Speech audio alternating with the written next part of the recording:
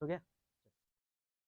आज पढ़ते हैं अक्षांश और देशांतर। ये ज्योग्राफी का थोड़ा बहुत मेन चैप्टर है, हर एग्जाम में पूछा जाता है, कॉम्पिटिटिव का ऑल एग्जाम में पूछा जाता है, एसएससी का ऑल एग्जाम, कोई भी स्टेट पीसीएस हो, एसएससी हो, कोई भी एग्जाम में ये पूछा जाता है। हालांकि जीएस तो कहीं भी पूछा जाता है, आजकल का जीएस में कोई लेवल नहीं होता कि एमटीएस में पूछा जाएगा, सीजीएल में पूछा जाएगा, कहीं भी कभी भी मिल जाए। सबसे पहले पढ़ेंगे अक्षांश और देशांतर। तो अक्षांश और देशांतर में होता क्या है कि सबसे पहले अक्षांश है क्या और देशांतर है क्या, इसके बारे में जानते हैं। अक्षांश को इंग्लिश में बोलते हैं लैटिट्यूड और देशांतर को बोलते हैं लॉन्गिट्यूड। अब इसमें होता है थोड़ा कंफ्यूजन, हम लोग जैसा स्टूडेंट को दिक्कत हो जाता है अंग्रेजी वालन करना हिंदी वालन के। अब ये लैटिट्यूड और लॉन्गिट्यूड याद करना है। लैटिट्यूड मतलब लेटा, लेटी मतलब लेटा हुआ है, इसका मतलब वो अक्षांश है। और लॉन्गिट्यूड मतलब लॉन्गिट्यूड, ये लॉन्गिट्यूड है, इसका मतलब ये जो है वो लॉन्गिट्यूड यानी कि देशांतर है। लैटिट्यूड लॉन्गिट्यूड समझ में आ गया होगा हिंदी वाले छात्रों को। आगे अब अक्षांश और देशांतर के बारे में पढ़ते हैं। ये अक्षांश और देशांतर। अब अक्षांश और देशांतर के बारे में पढ़ते हैं। मान लेते हैं काल्पनिक वृत्त खींचते हैं, मतलब पृथ्वी बनाते हैं, काल्पनिक पृथ्वी बनाते हैं। हालांकि ड्राइंग उतना अच्छा है नहीं, लेकिन कोशिश करेंगे भरपूर देने का, 100%। ठीक, ये मान लेते पृथ्वी, ये हमारा पृथ्वी है, और इस पृथ्वी से हम एक लाइन ड्रॉ करते हैं जो बीचों बीच होना चाहिए। अब ये बीचों बीच मान लीजिए, ये बीचों बीच, ये लाइन बीचों बीच खींचा हुआ है क्या, हम इसको बोले पृथ्वी, है ना, भूमि, ये पूरा विश्व की भूमि। अब ये भूमि को क्या कर रहा है, आधा ऊपर कर रहा है आधा नीचे कर रहा है, मतलब भूमि को मध्य में बांट रहा है, भूमि को मध्य में बांट रहा है, मध्य मतलब कि बीचों बीच काट रहा है ना, गोलार्ध यानी आधा गोला। अब भूमि को मध्य में काट रहा है, इसका मतलब इसको बोलते हैं भूमि को मध्य में काट रहा है, भूमध्य है, भूमध्य। तो इस रेखा का नाम भूमध्य रेखा हुआ। क्या इसका और कोई नाम है? हाँ है, भूमध्य रेखा, यानी कि इसको एक और नाम से बोलते हैं 0 डिग्री रेखा। क्या और इसका नाम है? एक और नाम है, क्या नाम है? विषुवत रेखा, विषुवत रेखा ये है। अब ये 0 डिग्री भूमध्य रेखा तो बता दिए कि भूमि को मध्य में यानी आधा नीचे आधा ऊपर, भूमि को मध्य में बांट रहा है, तो भूमध्य रेखा हुआ, यानी कि विषुवत रेखा हुआ। 0 डिग्री रेखा क्यों बोलते हैं, अभी आगे समझ में आएगा 0 डिग्री क्यों बोलते हैं इसको। अब सबसे पहले अक्षांश रेखा होता क्या है, अक्षांश रेखा क्या होता है वो थोड़ा ध्यान से समझते हैं, किनारे समझाते हैं इस फिगर के किनारे में कि अक्षांश रेखा क्या होता है। अक्षांश रेखा क्या होता है, देखते हैं अक्षांश रेखा के बारे में कि ये अभी तो मान लिया हम कि ये क्या है, मेरा भूमध्य रेखा, ये भूमध्य रेखा है। तो भूमध्य रेखा में पूछा जाएगा कि अक्षांश क्या है, तो भूपृष्ठ पर, भूपृष्ठ मतलब ये भूमि का पृष्ठ, भूमि का पृष्ठ, भूपृष्ठ पर, चाहे उत्तर की तरफ चाहे दक्षिण की तरफ, दोनों में से कहीं भी, चाहे उत्तर हो या दक्षिण हो, चाहे जहां भी हो, उसकी कोणीय दूरी, मान लेते हैं ये कोणीय दूरी है, ये 60, कोणीय दूरी से जो रेखाएं खींची जाती है, बिंदु से खींची जाती है, मान लेते हैं यहाँ खींची जाए, उसी को हम अक्षांश रेखा कहते हैं। भूपृष्ठ पर, ध्यान से, भूपृष्ठ पर उत्तर हो या दक्षिण हो की कोणीय दूरी एक बिंदु से खींची जाती है, उसे अक्षांश रेखा कहते हैं।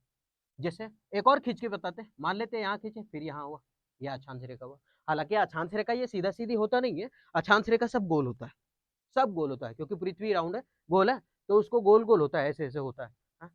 डिजिटल बोर्ड नहीं है तो ऐसे ही समझाना पड़ रहा है कि गोल होता है, अभी रहता तो दिखा देते, मजा आता है। आगे अब पढ़ते हैं कि अक्षांश रेखा तो समझ में आ गया, अब पढ़ते हैं कि अक्षांश रेखा कहाँ पे, क्या होता है, कैसे होता है, कितना होता है। अब अक्षांश रेखा हो गया, ये अक्षांश रेखा खींच लिए कैगो। अब सवाल, आप लोगों का सवाल कि आखिर अक्षांश रेखा कितना खींचे हैं ऊपर और कितना खींचे हैं नीचे। सबसे पहले जानते हैं कि पूरब पश्चिम, हालांकि वो लिख दिए पूरब पश्चिम बताना, ये होता है पूरब, यहाँ पे लिखते हैं, ये है हमारा पूरब, ये पूरब है, ये पश्चिम है, ये पश्चिम है, ऊपर उत्तर है, ऊपर उत्तर है, और ये दक्षिण है। नहीं समझ में आए पूर्व पश्चिम उत्तर दक्षिण कॉपी में क्या छापने में, तो जिधर लिख रहे उधर मुंह करके, आपका दाहिना ही होता है पूरब और आपका वो पश्चिम, और बाकी उत्तर दक्षिण आसान है, ऊपर उत्तर। आगे अब ऊपर कैगो है, तो देख लेते हैं कि अक्षांश रेखाओं की संख्या ऊपर कितनी होती है। तो अक्षांश रेखाओं की संख्या अगर पूछे कि उत्तर की तरफ कैगो, तो ये जो गिनते हैं वो 90 को, 90 लाइन होता है, 90 रेखा अक्षांश रेखा ऊपर 90, और नीचे भी कितना होता है, जब ये गोलार्ध में आधा दम बांटा है तो ऊपर 90 तो नीचे भी 90, तो नीचे कितना होगा 90। मतलब कुल मिला के सवाल पूछा जाएगा कि अक्षांश रेखाओं की संख्या कितनी है, तो 90 और 90 180। लेकिन अगर सवाल पूछा जाए कि विषुवत रेखा को लेकर के अक्षांश रेखाओं की संख्या कितनी है, तब 181। भूमध्य रेखा को लेकर के अक्षांश रेखाओं की संख्या कितनी, 181। विषुवत रेखा लेकर के कितना, 181। 0 डिग्री रेखा लेकर के कितना, 181। हालांकि बुक में थोड़ा सा चेंज मिलेगा, यानी चेंज कैसे मिलेगा, लूसेंट टूसेंट में मिलेगा कि वो लोग बोलेंगे कि अक्षांश रेखाओं की संख्या 179 है। ये 179 क्या होता है कि अक्षांश रेखा ध्रुव की ओर बढ़ने पर क्या होता है कि इसका जो ध्रुव पर बढ़ने की ओर अक्षांश रेखाएं की संख्या जो लंबाई है वो धीरे धीरे छोटा होते जाता है, और लास्ट में एक बिंदु के जैसा रह जाता है, तो ये बिंदु को काउंट नहीं करता है वो, ठीक है। लेकिन अधिकतर 189 तो वो बोल देगा, 189 तो वो बोल देगा कि ऐसे ये बिंदु वाली लाइन ही छोड़ करके। तो याद रखिएगा कि 90 और 90 180 और विषुवत रेखा मिला करके 181 को लाइन होता है। आगे अब ये अक्षांश रेखा खींच दिए, नीचे भी अक्षांश रेखा खींच दिए। अब ये अक्षांश रेखा के बीच की यहाँ खींच दिए, कहीं ज्यादा कहीं कम, ये टेंशन नहीं लेना, मतलब सब बराबर होता है। एक अक्षांश रेखा 1 डिग्री के अंतर में होता है, एक अक्षांश रेखा जो होता है वो 1 डिग्री के अंतर में होता है। ये अक्षांश रेखा के बीच की दूरी कितनी होती है, ये अक्षांश रेखा के बीच की दूरी होती है 111 किलोमीटर। 111 किलोमीटर कितना होता है, 111 किलोमीटर। इसकी दूरी 111 किलोमीटर हो गया। अब सवाल है, ठीक है 111 किलोमीटर है, तो ठीक इसका नाम क्या होगा, फिर खाली जगह का नाम होगा, कहीं से कोई जगह का कोई खाली जगह होता है उसका नाम होता है, तो इसका नाम होता है कटिबंध। कटिबंध, इसको बोलते हैं कटिबंध। अब अक्षांश रेखा हो गया, और भी बहुत कुछ बताना अक्षांश रेखा में, आगे बढ़ते हैं। अब आगे बढ़ने के लिए रुको, चल अब ये है, ये देशांतर रेखा खींचे, ये पूरा का पूरा देशांतर रेखा है ना, ये पूरा देशांतर रेखा है।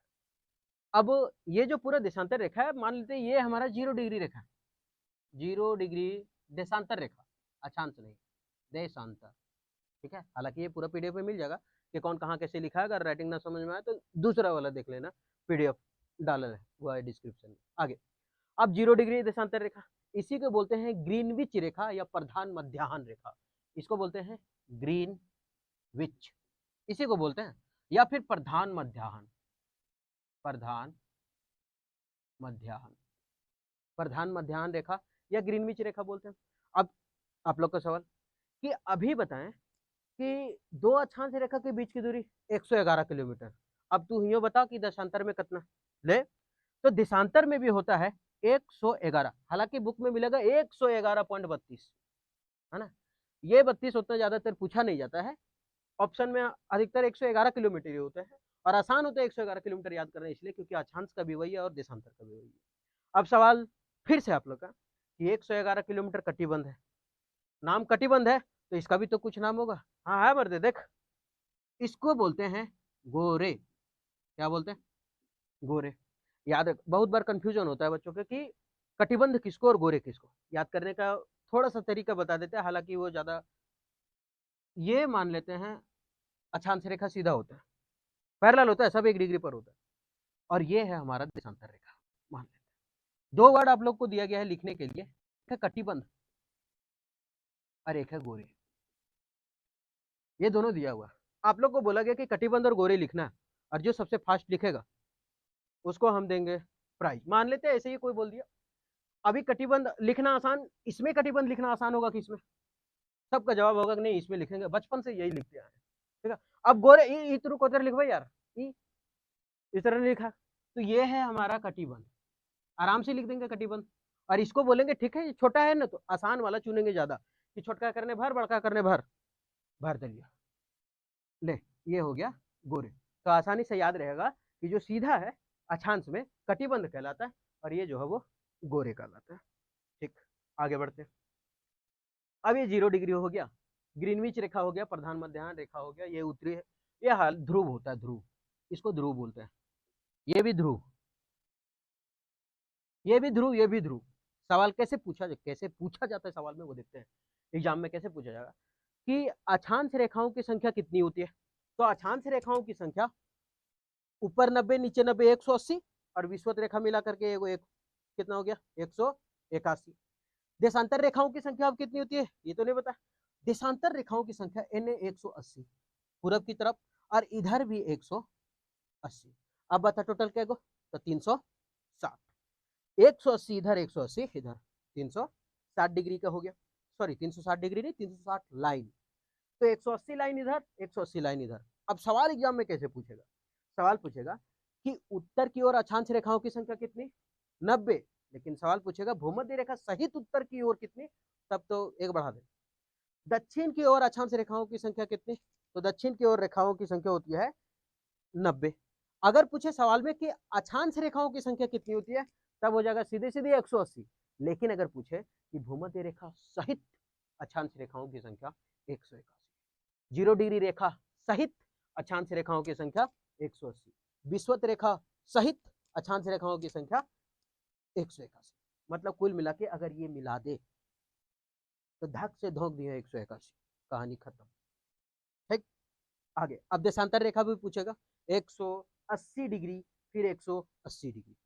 ठीक, आगे 180 डिग्री नहीं, 180 लाइन और 180 लाइन, टोटल मिला करके देशांतर रेखा क्या हो गया, 360। बुझा रहे हैं ना। आगे अब पढ़ते हैं कि 0 डिग्री रेखा, आखिर नाम क्या है 0 डिग्री रेखा। ये जो 0 डिग्री रेखा है, क्योंकि डिग्री का शुरुआत यहीं से होता है, और हर अक्षांश रेखा 1 डिग्री पर है, 1 2 3 4 कहीं कुछ होगा नहीं। अब पढ़ते हैं थोड़ा सा जो इंपॉर्टेंट ज्यादा पूछा जाता है उसके बारे में पढ़ते हैं। यहां मान लेते हैं 23.5 डिग्री, 23.5 डिग्री रेखा उत्तरी अक्षांश, 23.5, हम पढ़े 22.5। नीचे भी ले लेते हैं 23.5, ए बाबा तू नीचे आ, 180 आवा 23.5।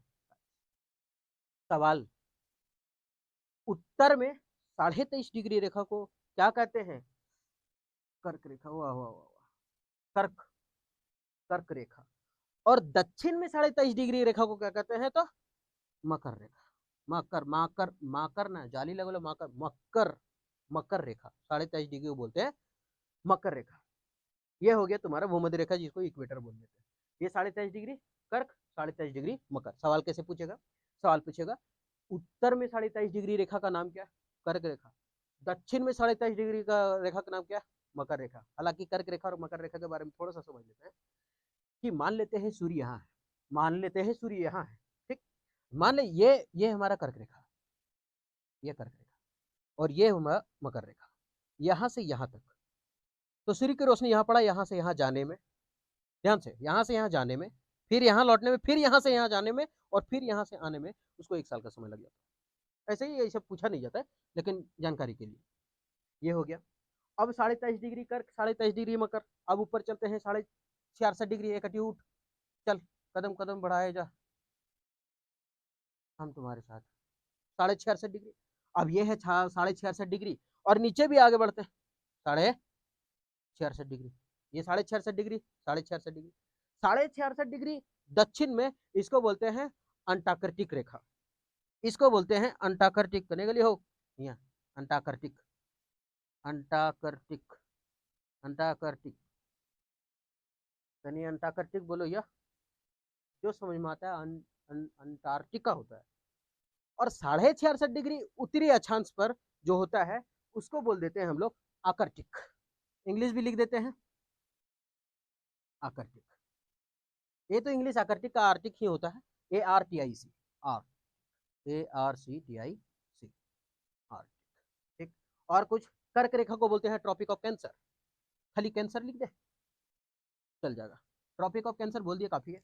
उसके बाद एक होता है अंटार्कटिक, ये भी इंग्लिश है अंटार्कटिक होता है। और उसके बाद 111 किलोमीटर, ये 111 किलोमीटर, ये भूमध्य रेखा, ये विषुवत रेखा, ये 0 डिग्री रेखा।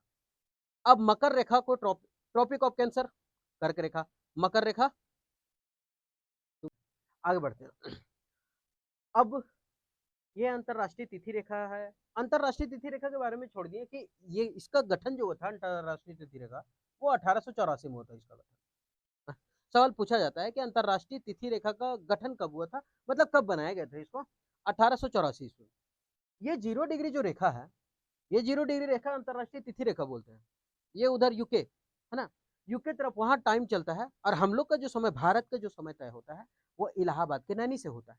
इलाहाबाद के नैनी से हम लोग का जो समय है वो 5.5 घंटा हम लोग आगे चलते हैं, जहां से टाइम सेटिंग होता है 0 डिग्री रेखा से, प्रधान मध्याह्न रेखा से, वहां से हम लोग 5.5 घंटा आगे चलते हैं। क्यों 5.5 घंटा आगे चलते हैं, अभी तो निकाल के दिखाते हैं। भारत भारत तो यहाँ पे है, उत्तर पूर्व में है। सवाल पूछा जाता है कि मानचित्र में भारत की स्थिति क्या है, तो उत्तरी पूर्वी में है। उत्तरी पूर्वी कैसे? तो ये देखिए, उत्तरी और पूर्वी भारत यहाँ पे है। बताएंगे भारत की स्थिति अगला चैप्टर में बताएंगे कि कहाँ पे है। वो 8 डिग्री 6 से चालू होता है, 37 डिग्री 6 तक चलता है, और इधर जो रहता है वो 65 या 62 तक रहता है, और ये 97 डिग्री तक चलता है। ठीक, ये बताएंगे भारत की स्थिति अगला वीडियो में। अब होता क्या है कि 5.5 घंटा हम आगे कैसे?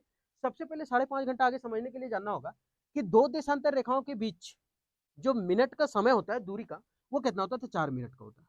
4 मिनट, 4 मिनट का होता है। ये दूरी तय करने के लिए 4 मिनट होता है एक देशांतर रेखा को। अब हम लोग का जो समय सेट होता है वो इलाहाबाद से नैनी, इलाहाबाद का नैनी से होता है। इलाहाबाद का नैनी से होता है, यानी उत्तर प्रदेश मिर्जापुर है ना, इलाहाबाद का नैनी। तो 1884 हुआ। अब ये 1884 में गठन हुआ अंतरराष्ट्रीय तिथि रेखा का, जिससे सेट होता है लंदन में, यूके में चलता है उधर टाइम। और भारत का जो समय सेट होता है वो चलता है कहाँ से? वो चलता है इलाहाबाद के नैनी से। ठीक, आगे अब इलाहाबाद की नैनी से जब चलता है तो भारत का जो स्थिति है, मान लेते हैं नीचे का भाग इस तरह से है भारत, इस तरह से कुछ है। ठीक, इस तरह से। अब यहाँ से एक लाइन गुजरता है बीचों बीच, ये बीचों बीच लाइन गुजरता है, और ये जो बीचों बीच लाइन है ये देशांतर रेखा से गुजरता है, और ये 82.5 डिग्री का होता है। 82.5 डिग्री का होता है। 82.5 डिग्री देशांतर रेखा गुजरता है। सवाल पूछा जाता है कि देशांतर रेखा गुजरता कहाँ कहाँ से? अब ये जो इलाहाबाद की नैनी से 12.5 डिग्री गुजरता है, कहाँ कहाँ से गुजरता है? एक होता है मध्य प्रदेश, यहाँ से गुजर जाता है। उत्तर प्रदेश यहाँ से गुजर लेता है। छत्तीसगढ़ यहाँ से गुजर लेता है। उड़ीसा यहाँ से गुजर लेता है। और एक हमारा होता है आंध्र प्रदेश, यहाँ से। सब शॉर्ट में लिखे हैं। कहाँ कहाँ से गुजरता है? मध्य प्रदेश, उत्तर प्रदेश, छत्तीसगढ़, उड़ीसा और आंध्र प्रदेश। 82.5 डिग्री देशांतर रेखा, जहाँ से हमारा समय समय सेट होता है। अब हम क्या बोले कि 5.5 घंटा हम आगे कैसे चलते हैं? तो 5.5 घंटा आगे ऐसे चलते हैं कि दो देशांतर रेखा के बीच की दूरी कितना है? 4 मिनट। और हम आगे कितना है? 82.5 डिग्री। कहने का मतलब ये 0 डिग्री, 1 डिग्री 2 डिग्री जो भी आया होगा, यहाँ भारत की स्थिति, यहाँ तो 82.5 आया होगा, यहाँ 82.5 आएगा, वही 82.5 उठा करके हम यहाँ लिखे। अब ये 82.5 डिग्री है, 82.5 डिग्री। अब इसको गुना करना 4 से। अब 4 से जब इसको गुना कर देंगे तो इसको जब सॉल्व करेंगे तो आएगा 330 मिनट।